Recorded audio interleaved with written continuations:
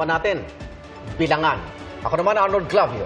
Nandito pa rin kami kasama ninyong magbabantay para matiyak ang tapat at makatotohanang resulta ng eleksyon.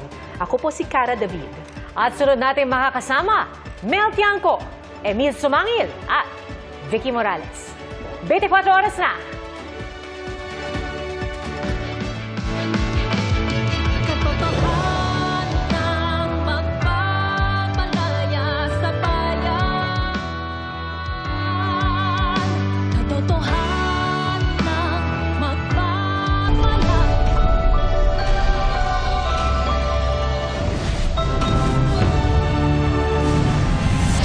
Araw ng botohan, nabalot ng karakasan sa ilang presinto.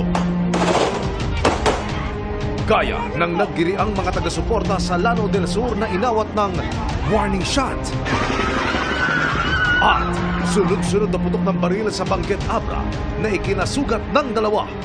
Dahil din sa pamamaril, 4 na iba pa sa Silay, Negros Occidental at Lanao del Sur nasawi.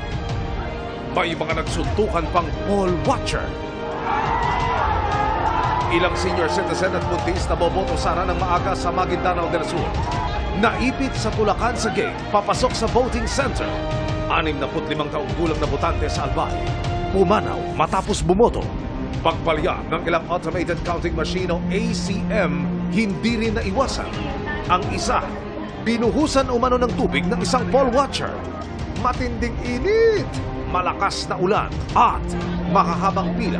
Tiniis ng maraming botante, kabilang ang 101 taong gulang. Karapatan ko yun para yan akong say sa pwedeng mangyari sa bayan.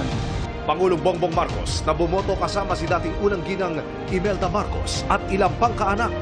Personal na nakaranas ng aberya sa ACM.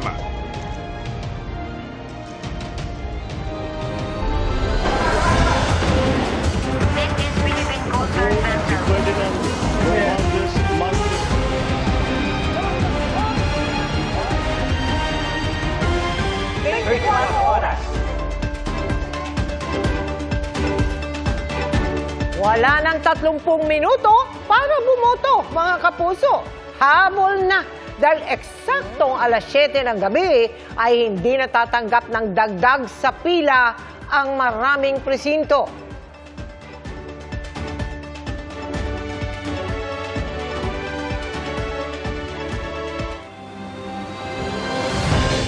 Gabi ng eleksyon, Luzon, Visayas at Mindanao. Anumang oras sa ating balitaan ay papasok na ang bilang ng mga boto. Pero bago yan, nabalot na ng tensyon ang maraming lugar.